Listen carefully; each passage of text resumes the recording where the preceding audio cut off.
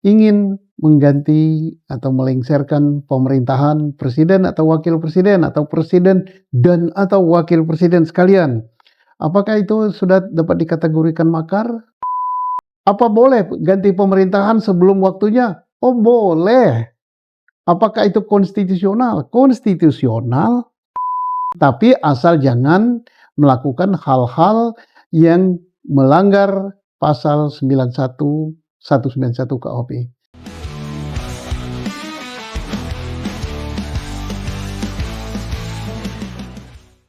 Assalamualaikum warahmatullahi wabarakatuh. Waalaikumsalam warahmatullahi wabarakatuh.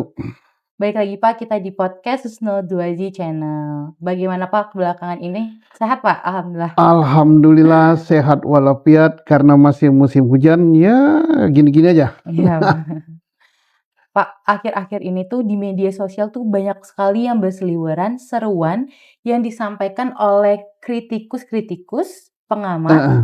civil society untuk menurunkan Presiden Prabowo dan berbagai tanggapan pro dan juga kontra. Dan ada juga yang menanggapi bahwa seruan tersebut sudah dikategorikan sebagai tindak pidana makar. Ada yang mengatakan juga bahwa seruan tersebut adalah kritikan yang menjaga marwah demokrasi. Manakah yang benar dan bagaimana tanggapan Bapak dengan hal tersebut? Ya, kalau sudah berbau-bau politik ya, itu pasti ada pro dan kontra. Tapi kita tidak masuk ke ranah politik kalau menanggapi ini. Kita gunakan aja standarnya hukum ya. Hukum itu kalau di Indonesia tentang hal-hal seperti ini kita masukkan saja standarnya KUHP, Kitab Undang-Undang Hukum Pidana. Ya, KUHP kita adalah KUP baru ya, Undang-Undang Nomor 1 Tahun 2003. Persoalan makar atau mengganti pemerintahan, menurunkan pemerintahan itu dimasukkan dalam pasal 191 kalau tidak salah. Ya, tinggal standarnya itu saja. Jadi kita tidak berpendapat macam-macam, kita tanyakan aja kepada hukum kita. Apakah orang yang menyerukan ganti pemerintah, yang menyerukan lengserkan ini, lengserkan itu masuk pidana apa tidak? Kalau pidananya masuk makar apa tidak? Kan itu.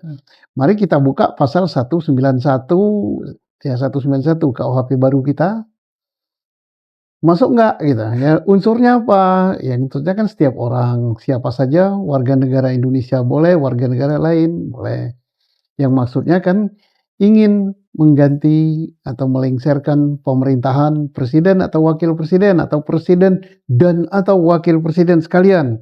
Apakah itu sudah dapat dikategorikan makar? Nah, untuk dapat dikategorikan makar harus ada orangnya. Ya jelas ada orang yang nyerukan itu kan. Benar sekali Pak. Yang pidato, mari kita ganti aja gini. Kemudian harus ada perbuatan nyata. Nah, perbuatan nyata apa?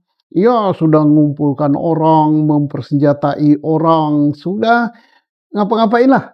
Ada tindakan misalnya menduduki istana gitu kan, atau menduduki sesuatu, menyandra dan sebagainya. Nah, itu sudah tindakan nyata. Itu namanya sudah dapat dikategorikan pidana makar. Jadi perbuatannya harus ada perbuatan yang dilakukan. Tidak cukup hanya dengan ide. Tidak cukup hanya dengan omon-omon ya, nggak cukup, harus ada perbuatan nyata. Sepanjang tidak ada unsur perbuatan nyata, maka itu belum bisa dikatakan perbuatan makar.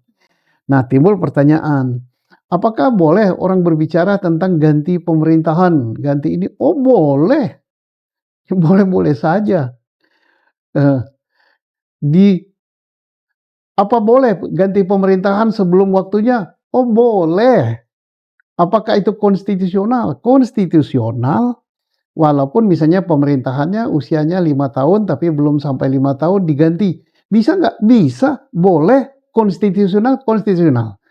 Tapi asal jangan melakukan hal-hal yang melanggar pasal 91 191 KUHP. Undang-undang dasar kita mengatur itu. Presiden, wakil presiden boleh diganti sebelum masa jabatannya. Dengan cara apa? Dengan cara impeachment. Kayak Presiden Amerika kan, Trump mau di-impeach, kita bisa aja impeachment. Impeachment diatur oleh konstitusi. Manakala misalnya presiden melanggar undang-undang, melakukan tindak pidana korupsi, melakukan tindak pidana macam-macam, ada diatur di situ. Caranya gimana? Lewat aturan di situ, lewat DPR, kemudian ke MK, ke MPR dan sebagainya, manakala terbukti ya ganti. Apakah itu konstitusional? Iya, karena diatur oleh konstitusi. Jadi bisa. Jadi jangan katakan orang yang ngajak ganti pemerintahan langsung dikatakan, wah ini makar. Oh tidak, lihat dulu. Karena konstitusi kita juga mengatur untuk penggantian pemerintahan yang sah. Pemerintah yang sah itu bisa diganti, direbut kekuasaan itu. Caranya apa? Pemilu itu sebenarnya adalah perebutan kekuasaan kan, Iya. bersaing kan. Iya, bersaing, Pak, itu. Bersaing, siapa yang menang dia yang mendapat kekuasaan itu. Iya. Nah, itu diatur dalam konstitusi? Iya, diatur. Pergantian pemerintahan dengan pemilu. Yang kedua, pergantian pemerintahan belum habis masa jabatannya dengan impeachment. Diatur juga dalam konstitusi kita. Pergantian pemerintahan karena presiden atau wakil presiden tidak mampu melaksanakan tugas. Bisa karena meninggal, bisa karena sakit, bisa karena cacat tetap, bisa karena lain-lain. Ada aturannya. Jadi jangan kita langsung mendengar perkataan lengserkan pemerintah, ganti pemerintah, oh langsung ini makar. Oh tidak. Itu adalah sah menurut undang-undang. Itu adalah kritik. Itu adalah social control. Diperlukan dalam suatu negara demokrasi. Tapi kalau dengan cara melanggar undang-undang, misalnya perbuatannya tidak hanya seruan, tapi langsung mengorganisir massa, mempersenjatai, menduduki, atau menawan gitu kan, menyandra, itu sudah perbuatan makar ya. Baik, sebenarnya tuh nggak apa-apa ya Pak untuk menyampaikan pendapat seperti Oh itu ya Pak? bebas dalam negara demokrasi. Asal sesuai dengan pasal Iya, yang ada asal aja ya jangan Pak? ada rambu-rambunya. Iya, Rambu-rambunya yaitu KUHP kita. Nah, KUHP kita sudah berubah dengan KUHP lama, aturan tentang makar. Dalam KUHP yang baru, aturan tentang makar harus ada perbuatan nyata. Sepanjang perbuatan yang nggak ada, kalau hanya serukan aja ya boleh-boleh saja nyerukan, tapi belum tentu seruan itu diikuti ya. Lalu Pak bagaimana? Apakah seruan ataupun himbauan ini untuk menurunkan atau melengsarkan presiden dan ataupun wakil presiden ini dapat dikatakan telah melanggar hukum sehingga hal tersebut tuh bisa dapat dipidana? Kalau dalam tindak pidana ya, standar tindak pidana itu ada rumusan delik. Rumusan delik itu terdiri dari unsur-unsur. Nah, pasal 91 KUHP unsurnya barang siapa melakukan ini, maka dipidana. Semua unsur itu harus terbukti. Cara membuktikannya satu persatu dari unsur pasal harus ada alat buktinya. Alat bukti itu apa? Sebagaimana diatur di dalam hukum acara kita. Dan alat bukti itu minimal 2 alat bukti sah. Nah, 2 alat bukti yang sah itu satu sama lain harus saling bersesuaian. Tidak bisa hanya ada 2 alat bukti yang sah, tapi tidak saling bersesuaian, bahkan bertolak belakang. Maka itu tidak bisa. Ya, jadi gunakan aja. Jadi kalau kita susah-susah, ini masuk pidana apa enggak? Ya tanyakan aja pada hukum kita, terpenuhi enggak? Kalau tidak terpenuhi, wah itu hanya seruan, itu hanya koreksi. Koreksi itu tidak dilarang. Dalam negara yang demokratis, koreksi itu sangat diperlukan. Maka jadi pejabat dalam negara demokratis tidak boleh telinganya tipis, ya.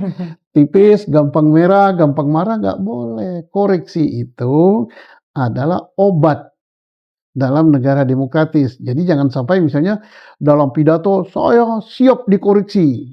Kalau saya salah siap di ini, tapi begitu ada koreksi langsung marah. Tidak mau mendengar. Satu tidak mau mendengarkan, kedua mencari siapa yang mengoreksi tadi ya. Siapa yang menyerukan tadi dicari, kemudian dicelakakan gitu. Celakakannya macam-macam. Iya, benar Bisa sekali, misalnya Pak. disiram air, bisa Iya, dengan ditabrak mobil, iya, atau bisa dengan dikriminalisasi, nggak boleh, ini negara iya, demokratis. Pemerintah bertanggung jawab pada orang-orang yang suka ngeritik, yang suka memberikan koreksi, ini harus dilindungi. Yang melindungi siapa? Bukan preman. Ya pemerintah memberikan perlindungan. Selama orang-orang yang kritis, sering mengkritik pemerintah, dengan tidak melanggar undang-undang, orang ini dicelakakan, pemerintah berarti gagal memberikan perlindungan. Ya. maka dari itu kan kita, sebagai mereka tuh harus siap ya, Pak, dengan semuanya ya, Pak?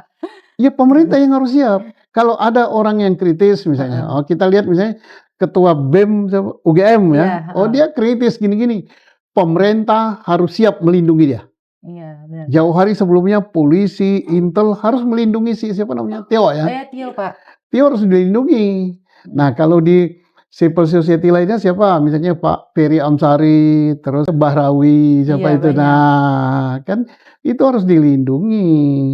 Nah, seperti Pak Said Didu itu kan sering kritik gitu kan, Pak Narko gitu kan, itu harus dilindungi, diamankan kalau terjadi sesuatu negara yang Iya. salah ya. Oke, Lalu apakah kritikan ataupun koreksi tentang jalannya pemerintahan ini diperlukan di Indonesia, Pak? sangat diperlukan. Bayangkan kalau pemerintah nggak ada yang ngawasi, nggak ada yang mengkritik, DPR-nya diam, DPR kita diam kan sekarang. DPR tidak memberikan koreksi, tidak memberikan kritikan, rakyatnya atau civil society tidak memberikan kritikan, jadi negara apa kita? Nah, karena apa? Karena kritikan, kontrol dari DPR kurang apa-apa, maka civil society harus kuat. Nah, contohnya apa? Misalnya kita masuk BOP. BOP ini kan ada yang menganggap bahwa menghilangkan politik luar negeri bebas aktif karena kita sudah seolah-olah masuk bloknya Amerika, bloknya Israel, padahal kita bebas aktif. Nah, ini kan harus ada yang ngoreksi, apa sih untung ruginya masuk BOP ini? Atau misalnya pemerintah menandatangani perjanjian dagang dengan Amerika. Ternyata perjanjian dagang itu berat sebelah, lebih menguntungkan Amerika. Maka civil society harus ngomong, ngeruiksi, karena sampai sekarang kita belum dengar dari DPR. Kenapa? Katanya Pak Mahfud ya, perjanjian luar negeri dan sebagainya memasuki suatu organisasi luar negeri, itu harus sebelumnya seizin DPR, pulangnya harus juga melaporkan ke DPR, dan bila perlu harus diratifikasi dalam bentuk undang-undang. Kan begitu. Nah, kalau tidak dilakukan itu berarti pemerintah melanggar aturan. Nah, untuk mengatakan ini harus ada yang mengingatkan. DPR tidak mengingatkan, mestinya DPR yang mengingatkan kan. Mmm, Maka civil society lah yang berbicara. mhm. Gitu. Jadi dalam negara demokrasi ini harus ada civil society ini. Apakah batasan-batasan dari seruan untuk turunkan presiden ini dapat dikatakan pidana atau masih tergolong kritikan, Pak? Tergantung. Tergantungnya itu apa? Tadi tolak ukurnya udah jelas Iya, ya saya heeh, katakan. iya. KUHP baru kita. Undang-Undang Nomor 1 Tahun 2023. Dilihat aja tentang pasal yang mengatur tentang perbuatan makar. Di situ pasal 191 itu ada beberapa uraiannya, ya. Jadi dari uraian itu ada unsur pasalnya. Sepanjang unsur pasal itu satu saja unsur pasal tidak terpenuhi, maka itu bukan perbuatan pidana. Nah, kalau bukan perbuatan pidana itu berarti koreksi. Itu berarti kritikan. Tidak bisa diapa-apain. Nah, kalau misalnya ada yang berpendapat lain di masyarakat, wah itu udah masuk pidana gini-gini. Ya mungkin mereka itu baper gitu. Tidak segampang itu. Jadi aparat penegak hukum, jaksa, polisi, hakim harus gunakanlah patokan itu. Jangan juga aparat ini ikut baper juga atau aparat ini ikut jadi alat politik gitu. Oh, orang ini udah masuk sehingga dipanggil gitu. Dikriminalisasi kata nggak boleh. Apakah sebaiknya Polri ini menerima laporan-laporan pihak tertentu yang melaporkan orang-orang tertentu yang meminta menurunkan presiden? Apakah laporannya akan diterima atau ditolak ya, Pak? Kalau laporan harus diterima, Polri tidak boleh menolak ya.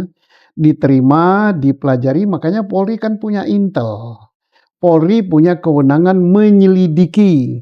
Laporan diterima, baru diselidiki. Apakah laporan itu termasuk pidana apa tidak? Kalau pidana baru ditindaklanjuti dengan proses penyidikan. Kalau tidak masuk pidana ya sudah, tidak bisa ditingkatkan menjadi penyidikan gitu ya. Misalnya ada lapor, si A melaporkan bahwa si B telah berbicara begini-begini, maka perbuatan B menurut laporan tersebut itu adalah tindak pidana makar. Polisi nggak boleh cepat-cepat langsung mengiyakan. Periksa si pelapor, diminta keterangan, lainnya diminta keterangan, dan lain-lain. Tidak perlu heboh gitu kan.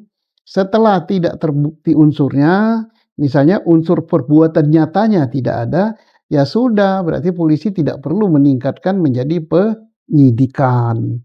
Jangan justru polisi manggili orang tambah banyak, 100 orang dipanggil, ahli dipanggil, ini dipanggil. Nah ini penyidik sendiri yang buat gaduh gitu. Jadi gimana caranya supaya kehidupan demokrasi tetap berjalan, pelanggaran hukum tidak terjadi. Nah Polri, jaksa, terus hakim juga harus bijak gitu menilai ini. Demokrasi tidak boleh dimatikan, tapi pelanggaran hukum juga tidak boleh terjadi. Nah.